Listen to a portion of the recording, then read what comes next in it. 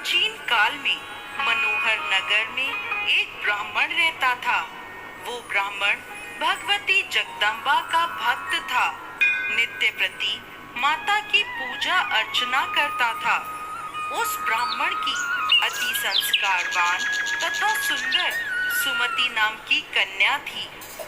जब ब्राह्मण प्रतिदिन दुर्गा माता की पूजा कर हवन करता तो वह कन्या वहां उपस्थित रहती थी। एक दिन वह कन्या अपनी सहेलियों के साथ खेलती हुई पूजा में उपस्थित होना भूल गई। अपनी कन्या द्वारा की गई इस गलती से ब्राह्मण को उस पर क्रोध हुआ। क्रोध करके उसने अपनी कन्या से कहा, आज तुमने भगवती का पूजन नहीं किया, मैं तुम पर रुष्ट हूँ। अब मैं तुम्हारा विवाह किसी कुष्ठ रोगी या दरिद्र व्यक्ति से करूँगा।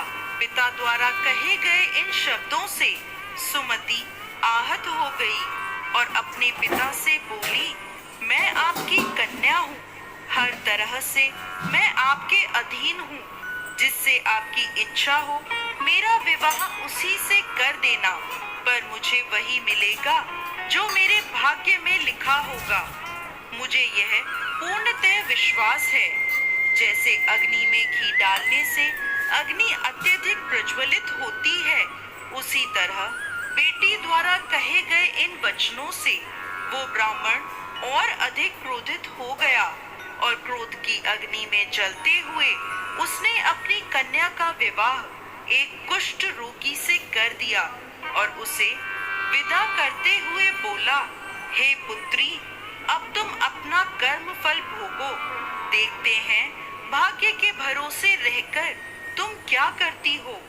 वो कन्या ऐसा पति पाकर दुखी थी, लेकिन उसने सोचा कि भाग्य के लिखे को कोई नहीं मिटा सकता। ऐसा सोचकर वो अपने पति के साथ वन में चली गई। वो रात्रि उन दोनों ने बहुत कष्ट से व्यतीत करी। सुमति की ऐसी दशा देखकर देवी भगवती वहां प्रकट हुई और बोली, पुत्री, मैं तुम पर प्रसन्न हूँ, तुम जो चाहे मुझसे मांग सकती हो। एकाएक अपने सामने दिव्य प्रकाश रूपी शक्ति को देख वो हाथ जोड़कर खड़ी हो गई और बोली, आप कौन हैं और मैंने ऐसा कौन सा पुण्य किया है जिस वजह से मुझे आपकी कृपा प्राप्त हो रही है। उसके यह वचन सुन माँ ने उसे कहा, मैं आदि शक्ति भगवती जगदम्बा हूँ। मैं तुझ पर तेरे पूर्व जन्म के पुण्य के प्रभाव से प्रसन्न हूँ। तू जो चाहे मुझसे मांग ले। कन्या ने हाथ जोड़कर माता से पूछा, माँ, मैं पूर्व जन्म में कौन थी और मैंने ऐसा क्या किया जो आपकी कृपा मुझे प्राप्त हुई। माता रानी बोली, सुनो, पूर्व जन्म में तुम एक निषाद अर्थात भील की स्त्री थी। तुम अति पतिव्रता और मुझ में आस्था रखने वाली थी। एक दिन परिस्थितियों के वशीभूत होकर तुम्हारे पति ने चोरी करी। चोरी करने से राजा के सैनिक उसके साथ साथ तुम्हें भी ले गए और ले जाकर कारागृह में डाल दिया। वहां तुम दोनों 9 दिनों तक रहे। वहां ना तुमने भोजन किया ना जल ग्रहण किया। वो समय मेरे नवरात्रों का था और तुम पूरे 9 दिनों तक मेरी आराधना करती रही। कुछ भी ना खाने पीने के कारण तुम्हारे द्वारा मेरा व्रत हो गया।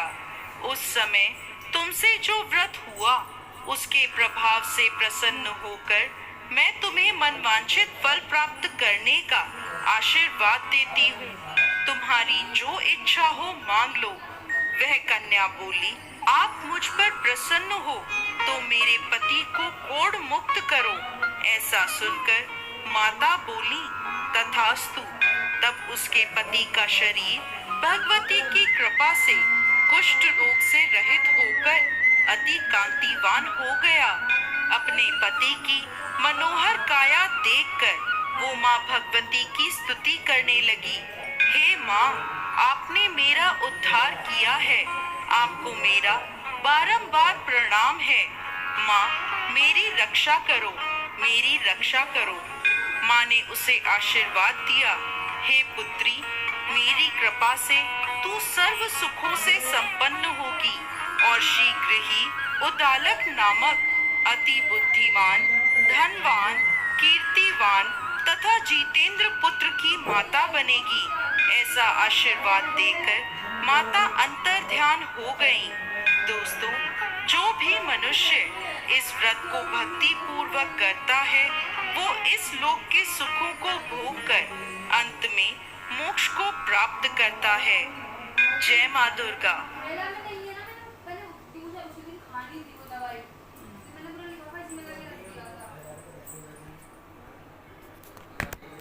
तो काम करना हो तो बे फालतू के